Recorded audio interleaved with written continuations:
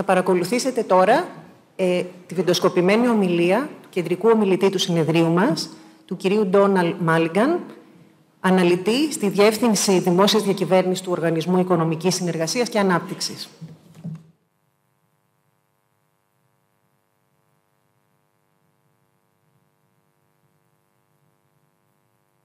Hello and good morning. It's a pleasure to join you virtually from Paris. It's a shame I couldn't join your conference in Thessaloniki this morning.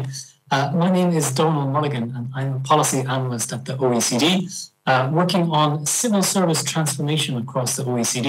And a big part of that conversation is around employer attractiveness and employer branding. And I'm going to try and share some of what we've been thinking of when we speak with our member countries to try and inspire your discussions this morning.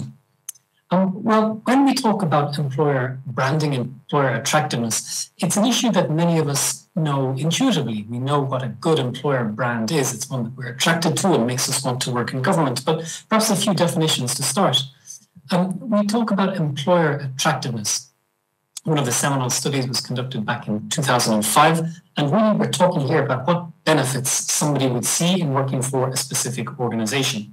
So if you think about the Greek public service, really what we're trying to think about here is, well, why would somebody not already working in the public service apply to join the public service? Or indeed, why would somebody already working in government continue to do so? Employer branding is a big part of that conversation. Now, we can sometimes think that that's the visual brands, what a logo or a website might look like. But really what we're talking about here is the communication strategy around trying to reach out to people that we'd like to join the government. And when we think about trying to reach out, well, a core part of that messaging is the employer value proposition. And I like this definition here that you can see on the screen, which is from the Australian Public Service. The mix of tangible and intangible benefits, describing why somebody would work somewhere over another. So a few key concepts to start our discussion. I'll take you through next a few data points that illustrate some of the thinking that we've been doing around employer attractiveness, which is a core concept of the OECD recommendation on public service leadership and capability. Again, 14 principles that codify what the public administration of the future should look like, and no surprise to anybody in the room, being an attractive employer, a public employer, is an important part of that. There's two parts to my presentation. I'll try to walk you through first what one or two data points tell us, and then I'll try and give you some food for thought to spur your discussions at the conference this morning. Well, when we asked OECD member countries to talk to us about their employer branding strategy, the message is quite positive. Many organizations in the public service across the OECD have some sort of employer branding strategy. In many cases, this is individual ministries. Traditionally, we might think of the ministries of foreign affairs or defense. These are traditionally ministries that have been to the fore in this. Some have common employer branding strategies across the whole administration. A few countries have employer branding strategies for all individual organizations, and a small minority have no strategy in place. And I think the message I take from this slide is one that having a strategy in place is certainly a starting point for the discussion. But then we get into some interesting issues about whether the public service as a whole should follow the exact same employer branding strategy, or whether there should be some degree of differentiation. And of course, that will depend country by country. But I think the key message to take from this is that having a strategy or plan in place that people can refer to and use as a template is certainly a good practice. Now, when we talk about practices, one of the fundamental starting points of our discussion for thinking about employer attractiveness is, well, why? Why is because we're trying to recruit candidates that have skills that we need either today or in the future. And when we think about that recruitment and how that relates to employer branding and employer attractiveness, we compiled this indicator to look at how countries are using proactive recruitment practices. In other words, how are they going to market to get candidates rather than just waiting for candidates to gravitate towards them.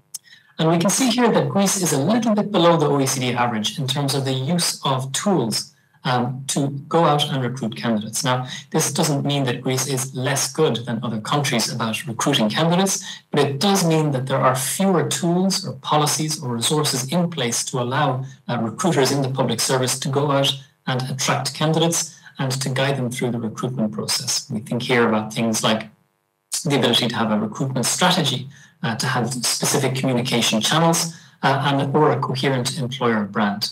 So I think food for thought here is in trying to think about employer attractiveness, not in terms of just developing a brand, but in trying to use that brand to attract candidates that we need to the public service. Now, employer attractiveness is one of those issues that gets a lot of heads nodding. We think we know what it means to be an attractive employer. But when we've had that discussion with some of our member countries, we've asked them to quantify the challenges. How do you know that you are an attractive employer? Or equally, if you think you're not an attractive employer, what makes you think that? So this slide gives you a sense of some of the data points that you can use and draw on in your own research as you try and think, how can we improve our employer attractiveness? It can prove difficult to measure employer attractiveness as a whole, and I'll speak about a framework to do that in just a moment.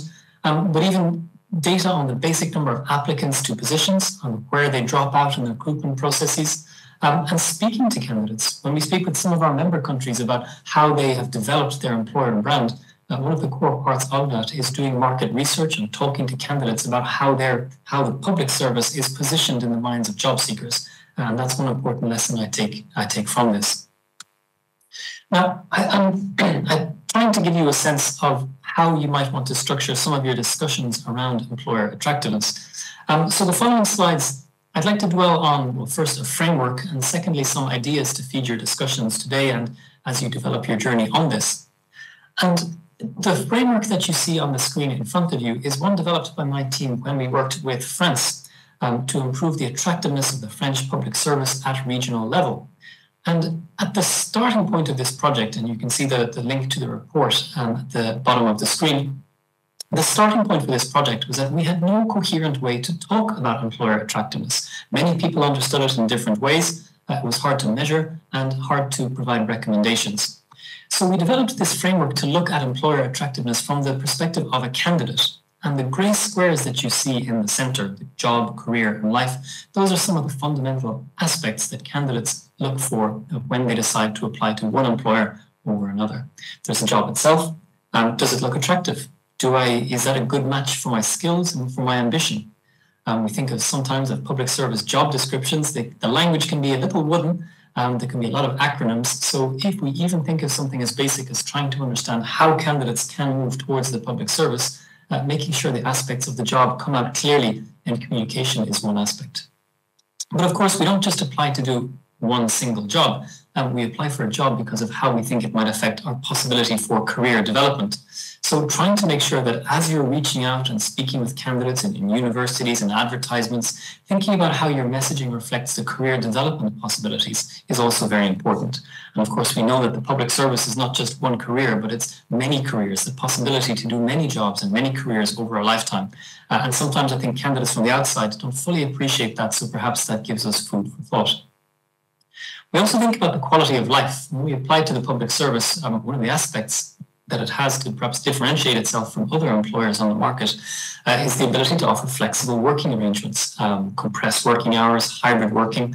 Now, even if these are common in the private sector as well, candidates do think about their quality of life. Is it a job where I'm going to have to work weekends? Trying to get those aspects across in something as basic as a job description or when speaking with candidates is something to keep in mind. Now, the blue rectangles that we see around, we've also tried to think about what other factors influence job seekers. And to start with my personal situation up at the top of the slide, if I'm a relatively young graduate at the start of my career, fresh out of university, employer attractiveness might mean different things to me than someone toward the end of their career, maybe 5 years away from retirement, who might be looking for slightly different things in an employer. So trying to take that differentiation and nuance into account is quite important. There's my geographic situation. If I'm situated on a beautiful Greek island, will I want to relocate to Athens? Do I have to relocate to Athens to work for the Greek public service? And if so, do I have enough information on what life is like in different parts of the country? So that geographic angle, in an era of instant communication, can sometimes be overlooked. And then my professional situation. If my skill set is in a competitive field, cybersecurity, data analytics, artificial intelligence, my job prospects will look very different from someone who has graduated from university with a degree in a more common field, or perhaps with no university degree. So again, employer attractiveness is not a static concept. I showed you some definitions at the start of this presentation, but this framework is an effort to move away from static definitions and towards a more nuanced understanding of what it means to be an employer. Now, I've spoken for about 10 minutes, so I don't want to go on much longer, but 2 slides perhaps to give you a sense of what governments need to do. And when I think about employer attractiveness, for me, it's a very encouraging message for the public service. We hear that candidates want meaning, growth, flexibility, and comfortable living situation. And we know that the public service is set up to provide that. In terms of meaning, it provides impact, it provides daily advantages to the lives of citizens. So we know that value and that meaning is there in public service jobs. And also the ability, as I've mentioned, to do more than one career over a lifetime is something that should differentiate the public service. We hear a lot about how young people in particular want to grow and learn. And again, the public service can offer that. We know there are many different ways to learn, from training courses in classrooms to job shadowing, to mobility programs, to flexible ways of working, coaching, mentoring. There are lots of ways to learn and grow in the public service. And I think that's important to keep in mind as well, that there is a link between what candidates say they want and what market research data say candidates are looking for in jobs and what the public service can offer. And I think that something that crystallizes our discussions here this morning is how to communicate that. And that brings us back to our discussion around branding and proactive recruitment. Now, a few final pieces of food for thought. If I were in your shoes beginning my employer attractiveness journey and trying to consider, well, how do we develop a framework to think about attraction more strategically, a few points for thought here that stem from some of our discussions with member countries through some of our work directly with countries like France, is changing people's perception of how they think about the public service. Many people know what a nurse is, a doctor, but the more regular desk officer, policy officer, public service positions, they may well not know. So trying to bridge that information asymmetry there is quite important. I've spoken about reaching out to candidates. Again, many governments have job portals where they post vacancies, which is useful. But again, when we look at some of the leading countries, they're using TikTok. They have partnerships with Instagrammers, influencers to be able to get that message out. And while we don't recommend one channel over another, I think it's the multiplicity of channels and the advantages that can have for you in reaching different audiences that's quite important. Finally, unsurprisingly for the OECD, we recommend gathering data and really going from anecdotal assumptions about why candidates might or might not want to join the public service. That's really important and has underpinned a lot of the journeys that we see across the OECD in terms of giving them the evidence base to develop strategies.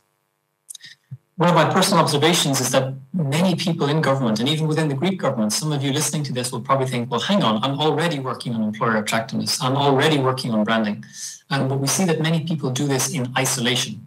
And so I think this is really a call to arms to join the dots across government, to reach out and see, well, where are there initiatives that are already underway and where can you learn from other countries? And I think the OECD is very happy to be there with you as part of that journey in terms of bringing our comparative analysis to you in something more than the short time we have this morning.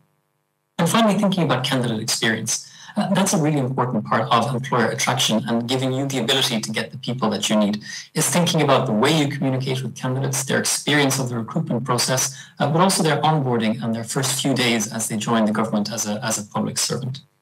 Now, I'm at 13 minutes already, so I'll stop there because this is a virtual video address. But the main message from our side is that this is really an interesting and fascinating field. We're very happy to be with you this morning, but also as you continue your journey, and we can enrich, hopefully, your insights with some data, with some of our country examples. And thank you for having us at this conference.